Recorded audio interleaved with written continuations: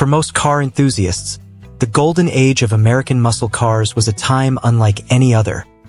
A brief but spectacular chapter that burned brightly before fading into memory. The rumble of big block V8s, the scent of high-octane fuel, and the raw defiance of Detroit engineering created a perfect storm of power and freedom that defined an entire generation. Yet, like all golden eras, it didn't last forever.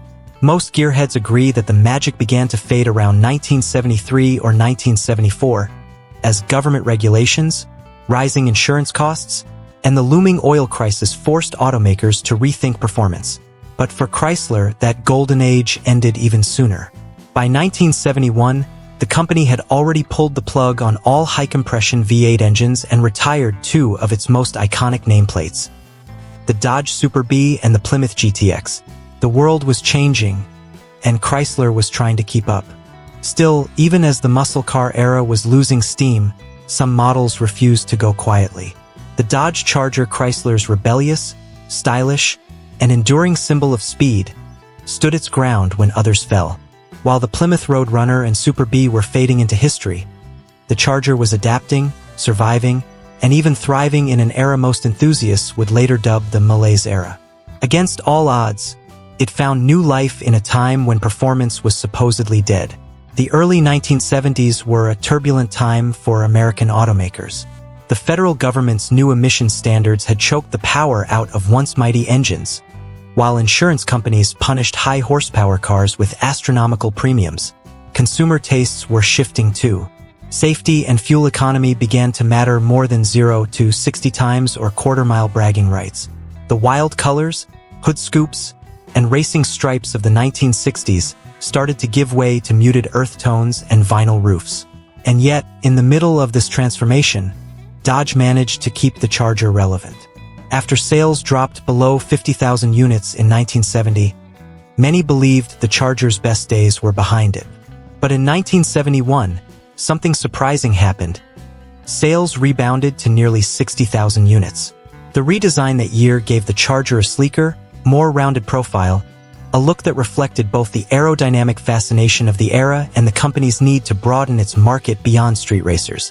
In 1972, despite the continued tightening of emission standards and the absence of the high-performance HEMIS and 446 packs, sales jumped again by nearly 30%. To put that in perspective, the Plymouth Roadrunner, once a muscle car superstar, managed fewer than 7,000 units in the same year. And then came 1973, the year nobody expected to become the Charger's best. While other muscle cars were either gone or fading fast, the Charger reached an all-time sales peak with 119,318 units delivered. It was an astonishing number, especially considering the state of the market. By then, muscle cars were supposedly passé, relics of a bygone era. Yet buyers were still drawn to the Charger's unique blend of style, comfort, and attitude. It wasn't the same fire-breathing street weapon it had once been, but it had evolved into something else. A personal luxury coupe with the soul of a performance car. That success, of course, has a double edge today. Because Dodge built so many 1973 Chargers, they are among the most common survivors from the model's long lineage. You can find them in barns, junkyards, and driveways across America. Faded, dented, and quietly waiting for someone to care again. Many are beyond saving, their engines seized and their interiors long gone to mold and dust. But every now and then, one gets lucky. Take, for example, this brown 1973 Dodge Charger hardtop that recently found its way back into the light after decades of dormancy. It was discovered by Nick, the host of the YouTube channel Nick's Vintage Iron, in a barn packed full of Mopars. An enthusiast's dream and a mechanic's challenge rolled into one.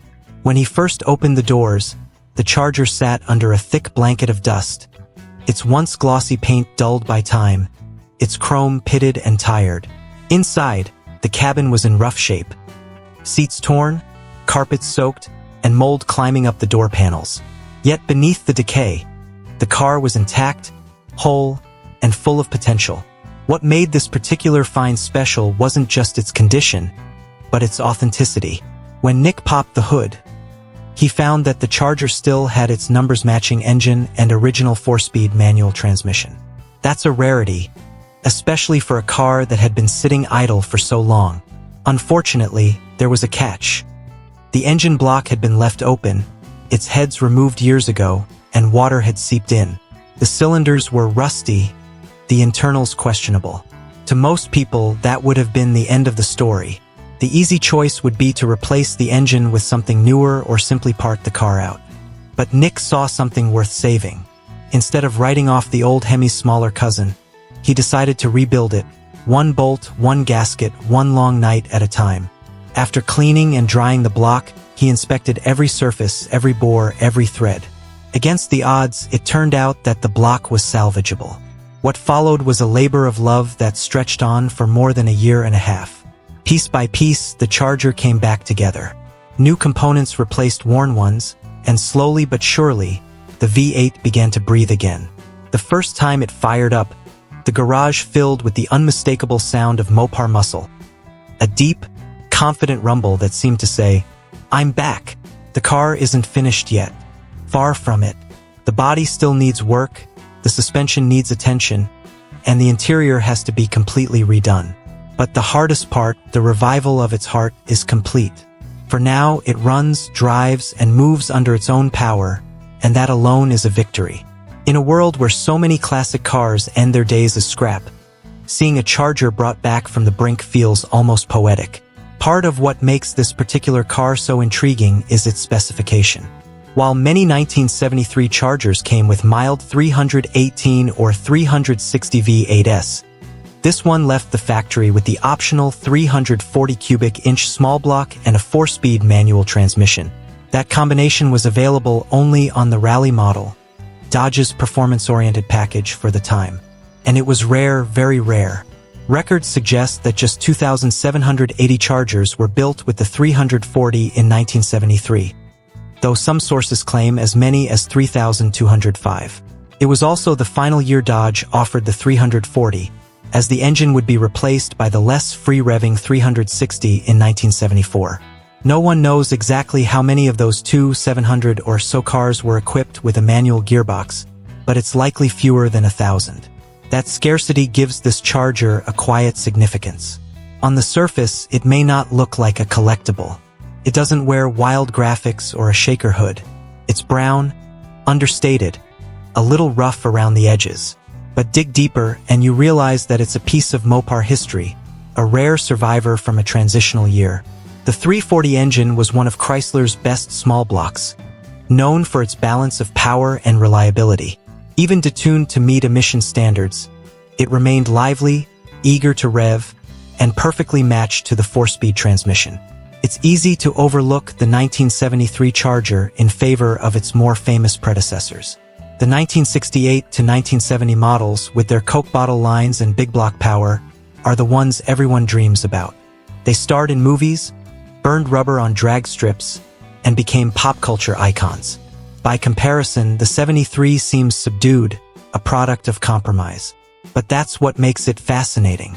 It represents the end of an era, the moment when the muscle car ethos had to adapt or die. Dodge chose to adapt, giving the Charger new purpose as a stylish, comfortable, and still capable grand tourer. For enthusiasts today, that shift opens up a new way to appreciate the Charger. Instead of chasing the same overexposed models that have already skyrocketed in price, collectors are starting to look at the early 70s cars, the so-called Malaise versions, as opportunities. They still offer the look, the feel, and the sound of classic Mopar muscle, but at a fraction of the cost. And as the 1968 to 1970 cars continue to climb into six-figure territory, it's only a matter of time before the spotlight shifts to their younger siblings. Nick's Charger is a perfect example of this changing perception. When he found it, the car was little more than a curiosity, a derelict coupe with some sentimental value. Today, after countless hours of restoration work, it's become something more, a symbol of persistence, both human and mechanical. It reminds us that classic cars don't have to be perfect to be meaningful. Sometimes the beauty lies in the imperfections, in the journey from forgotten to reborn. Watching Nick's video, you can feel that passion. The way he wipes the dust from the fender, the way he describes the sound of the engine coming back to life. It's the language of someone who understands what these cars represent. They're not just machines. They're time capsules. They carry the DNA of an era when cars were bold, expressive, and unapologetically emotional. It's also worth noting that cars like this help preserve a part of automotive history that's often ignored. The early 1970s weren't just the twilight of the muscle car. They were also a period of reinvention. Automakers were experimenting, finding new ways to deliver performance within constraints. Engines got smaller but more efficient. Designs became smoother and more aerodynamic. Safety and comfort features improved. The 1973 Charger embodies that evolution. It's a car that bridges two worlds: the brute force performance of the past and the practicality of the future. Even the color of this particular Charger tells a story. Dodge offered several shades of brown and bronze in 1973, including dark tan poly, dark gold poly, and bronze poly. Each had its own subtle personality, reflecting the earthy aesthetic trends of the time. In an era dominated by metallic greens, golds, and browns, these tones were considered sophisticated, almost European. They signaled maturity, a move away from the wild oranges and purples of the late 60s toward something more refined. From a collector's standpoint, the market still undervalues these cars. A fully restored 1973 Charger Rallye with the 340 engine and manual transmission rarely sells for more than $30,000. That's astonishing when you consider how rare the combination is. But the market is shifting. Enthusiasts are beginning to realize that rarity, originality, and authenticity matter just as much as brute horsepower. A numbers-matching 340 with factory paperwork and a documented history is a recipe for long-term appreciation. Give it a decade, and today's $30,000 car could easily double or triple in value, especially as the supply of unrestored survivors dwindles. Beyond the economics, though, there's a deeper reason cars like this deserve attention. They represent resilience. The Charger nameplate didn't die in the early 70s. It adapted, evolved, and endured. It survived the Malaise Era, the fuel crises, and the corporate reshuffling that ended so many other nameplates. And because of that, it became one of Dodge's most enduring icons. Even today, the modern Charger carries echoes of its ancestor's spirit, a four-door muscle car for a different age, but still unmistakably Dodge. For the enthusiasts who keep these older cars alive, that continuity matters. Restoring a 1973 Charger isn't just about turning wrenches. It's about preserving a lineage.